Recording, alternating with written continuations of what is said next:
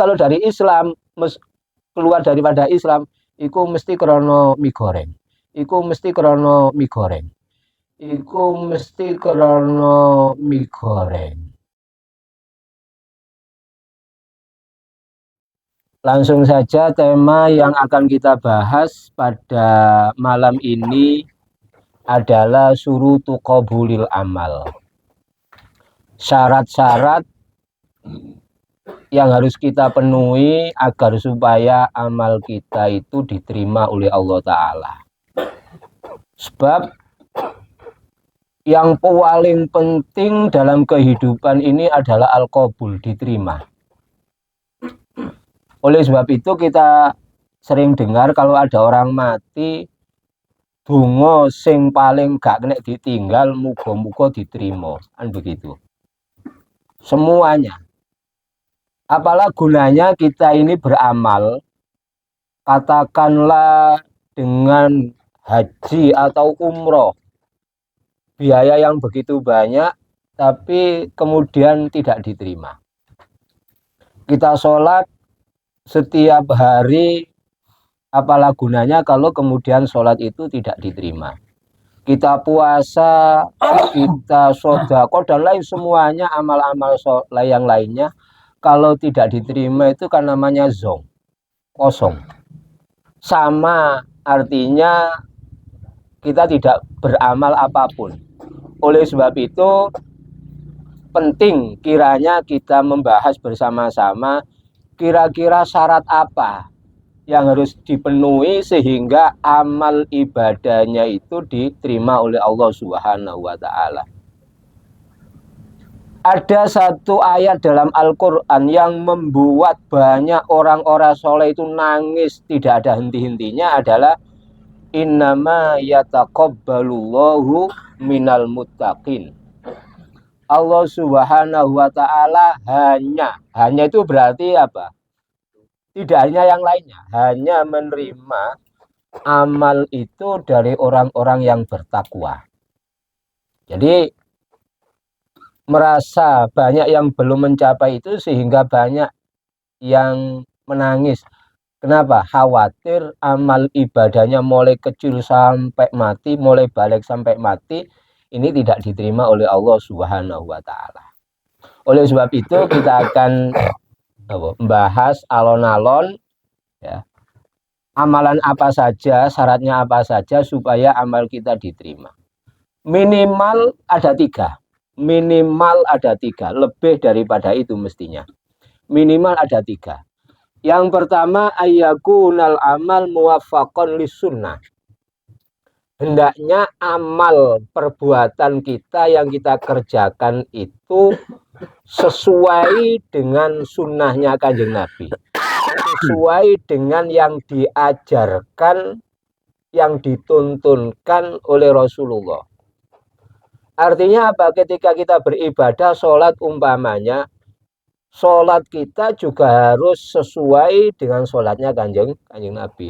Tidak boleh kemudian sholat kok nggawe gerakan dewe. Atau sholat membuat bacaan-bacaan tersendiri.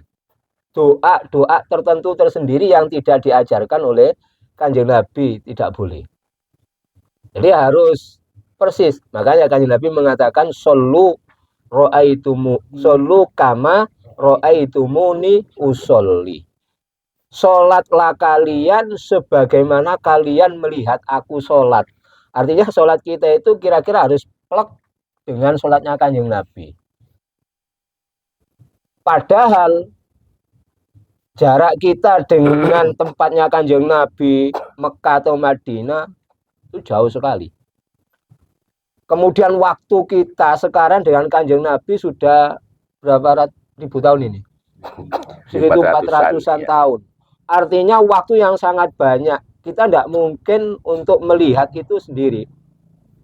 Makanya kemudian yang paling mudah adalah mencontoh para ulama.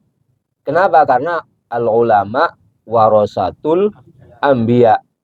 Ulama itu pewarisnya para nabi. Cara gampangannya sembahyang harus dielmoni begitu. Sembahyang harus ngaji. Harus diilmoni bagaimana sholat yang benar. Sebab tidak mungkin sholat itu benar kalau kemudian kita tidak ngaji kepada orang yang ngerti. Begitu pentingnya ilmu, salah satu ada satu cerita dalam kitab itu, ada orang yang dulu waktu muda itu agak tambeng, tidak pernah ngaji, tidak pernah apa-apa, pokoknya hidupnya sudah liar. Nah begitu agak tua, kira-kira umur 40 ke atas, orang ini tobat.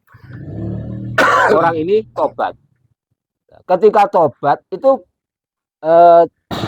kebanyakan seperti itu. Kondisi sosial masyarakat itu seperti itu. Nome itu nakal, tua tobat itu banyak sekali. Banyak. Kenapa? Karena itu salah satu bentuk rahmatnya Allah Ta'ala. Maka kalau kemudian kita termasuk yang salah satu itu, pertahankan. Karena itu adalah pertanda kebaikan. Artinya waktu nom iki wis, Masya Allah wis. Nomor kali pol, gak tahu sobo masjid, gak tahu melok acara kegiatan agama dan lain sebagainya. Tapi kemudian di kemudian hari pada waktu sudah tua ini kok tobat, meneng, ikut ngelakoni sembahyang, ikut dan lain sebagainya. Itu pertanda itu baik. Pertanda mendapatkan kebaikan dari Allah Ta'ala, maka harus dipertahankan. Tapi sebaliknya, nom-nomane ku santri, Masya Allah, gak tahu mau toko musola masjid. Barang tuwek tambah gak karu-karuan dari. Itu ada tapi jarang. Teko gak wonge? Gak anak ya? Gak anak ya. Itu ada tapi jarang sekali yang seperti itu. Yang paling banyak umat Kanjeng Nabi itu dari jelek menjadi baik. Itu yang paling banyak. Karena itu salah satu bentuk rahmatnya Allah Subhanahu wa Ta'ala. Sama dengan orang tadi itu, ketika masih muda itu nakalnya luar biasa. Tidak pernah ngaji, tidak pernah tahu ajaran agama. Begitu tua dia sadar kepingin sholat. Dan kadek semangatnya ibadah itu luar biasa, sehingga aku iki wis tuwek tak gawe ibadah. Lek sik di kampung ini balik-balik ketemu konco ngalor ngidul, kadang-kadang kegeret lagi, karena kadang-kadang dijak perbuat yang jelek lagi. Akhirnya dia memutuskan untuk uzlah. Uzlah itu salah satu bentuk mengasingkan diri dari pergaulan, tujuannya hanya untuk ibadah. Uzlah dalam gua tujuannya untuk sholat saja. Krono wis ngrasa wis tuwek, cedek ajalnya, iki lek gak ibadah ini gentur, ini ndak bisa ini. Akhirnya dia masuk ke dalam gua ibadah, sholat. Nah pada saat sholat, tengah-tengah sholat itu ada tikus itu yang riwa-riwi itu di depan sajadahnya itu. Dalam hatinya, iki tikus iki piye karepe, ono wong sembahyang kok liwat ngarep. Akhirnya dia marah, tikus itu dipukul mati. Nah kemudian karena ilmunya ini kurang, denger-denger, waduh tikus tak pateni gak duwe salah, mati. Saya kan berdosa, zolim, berbuat aniaya kepada makhluk yang lainnya. Nah terus bagaimana caranya tobat dari membunuh tikus ini supaya dosanya diampuni? Nah karena tidak ada ilmu sama sekali, tidak pernah ngaji, maka direko-reko dhewe. Wah iki berarti carane ngene iki. Tikus itu buntutnya dicancang mbek rafia, digawe kalung, dijak sembayang. Ya, tikus itu dicancang kemudian dijak sembayang. Apa dalam pikirannya, golek dijak sembayang, jaluk no sepuro nang Gusti Allah, kan begitu. Ternyata kalau menurut agama bagaimana? Sholat membawa tikus yang sudah mati berarti hukumnya apa? Tikus mati bangkai. Tikus yang sudah mati itu hukumnya bangkai. Bangkai hukumnya najis. Sholat dengan membawa najis berarti tidak sah. Artinya apa? dia memikir itu sesuatu yang baik, ternyata menyebabkan sholatnya tidak sah. Itu kenapa? Salah satunya ibadahnya tidak diilmoni. Dan mungkin banyak contoh-contoh yang lain yang semisal itu, yang tidak jauh daripada itu. Dan orang itu ketika wudhu, dia tidak pernah ngaji bab wudhu, sehingga dia tidak meyakini kalau membasuh atau mengusap sebagian kepala itu rukun. Ya, kan salah satu rukunnya wudhu itu apa? Mengusap sebagian kepala. Famsahu biruusikum. Ya. Famsahu biruusikum. Usaplah sebagian kepala. Ternyata orang itu tidak meyakini itu. Karena tidak tahu, dianggap itu sunnah begitu saja. Akhirnya apa? Setiap kali wudhu tidak pernah mengusap kepala. Dan wudhunya itu kemudian dipakai untuk sholat. Itu ternyata selama 60 tahun. Artinya apa? Berarti sholatnya selama 60 tahun sia-sia, tidak diterima. Kenapa? Karena wudhunya tidak sah. Ini pentingnya satu, supaya amal kita diterima, apa? Ilmu. Ibadah kita harus sesuai yang diajarkan oleh Kanjeng Nabi. Ibadah tidak boleh ngarang sendiri ya. Ibadah itu tidak boleh ngarang sendiri. Kalau sosial kemasyarakatan mungkin perkembangan sosial, perkembangan zaman bisa. Tapi kalau sudah bentuk ibadah maka tidak boleh kita mengarang-ngarang sendiri, harus tahu persis bagaimana. Itu yang pertama. Jadi syaratnya amal itu diterima, yang pertama adalah amal ibadah harus sesuai dengan syariat, artinya amal ibadah harus diilmoni. Ilmu itu penting.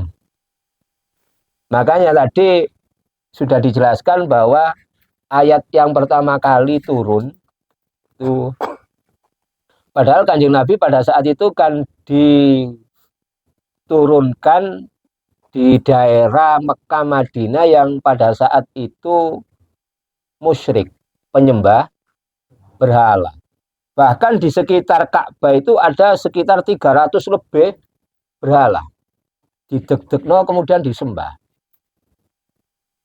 Mestinya kalau melihat kondisi masyarakat seperti itu, ayat yang pertama yang turun kan u'budullah, sembahlah Allah. Atau la tusyriku billah, jangan menyekutukan Allah. Mestinya seperti itu. Tapi enggak, ternyata ayat yang pertama kali yang turun dalam Al-Quran apa? Iqra, artinya bacalah. Bacalah itu adalah simbol ilmu pengetahuan.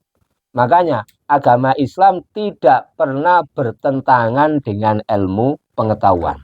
Tidak ada ceritanya ajaran Islam kok kemudian tabrakan bertentangan dengan apa? Ilmu pengetahuan sekarang, tidak mungkin. Kenapa? Karena dasarnya itu Islam itu ya ilmu, kecerdasan. Sampai kalau kita ngomong Umar bin Khattab itu mendapatkan hidayah, ya, itu ya karena kecerdasannya. Waktu pertama kali Umar ini pada saat itu mencari Kanjeng Nabi itu tujuannya untuk membunuh. Pedangnya sudah dihunus untuk membunuh Nabi. Tapi begitu sampai ternyata mendengar Kanjeng Nabi itu membaca ayat, mendengar saudaranya itu membaca ayat, yaitu membaca ayat Toha ma anzalna alaikal qur'ana litasqa illa tadzkiratan limay yaksha. Karena kecerdasan Umar, dia bisa menangkap makna yang terkandung di dalam ayat itu sehingga gemetar. Apa namanya? Pedang yang dibawa itu ternyata jatuh. Kemudian langsung dia masuk Islam. Makanya kalau kita lihat di YouTube yang dari non-Islam masuk Islam itu karena kecerdasan otaknya. Karena apa jenenge? Kan sing pinter-pinter nih Mbak Simulbu, yang sudah luar biasa. Tapi kalau dari Islam keluar daripada Islam iku mesti krana mie goreng. Karena ekonomi. Tapi kalau dari non muslim masuk Islam itu karena intelektualitasnya. Makanya kemudian ikro. Artinya apa? Jadi orang Islam tidak boleh bodoh. Jadi orang Islam tidak boleh bodoh, harus pinter. Makanya salah satu bentuk mencerdaskan umat sak ben Jumat mesti ono khutbah. Itu salah satu bentuk supaya umat ini cerdas, maka setiap Jumat harus ada khutbah, penyampaian ilmu. Yang pertama itu supaya amal kita itu diterima, amal harus sesuai dengan ilmu, amal harus sesuai dengan syariat, amal harus sesuai dengan tuntunan kanjeng Nabi. Ikhlas. Jadi ada 3 yang supaya amal kita itu diterima oleh Allah Ta'ala. 1, ingat amal harus diilmoni.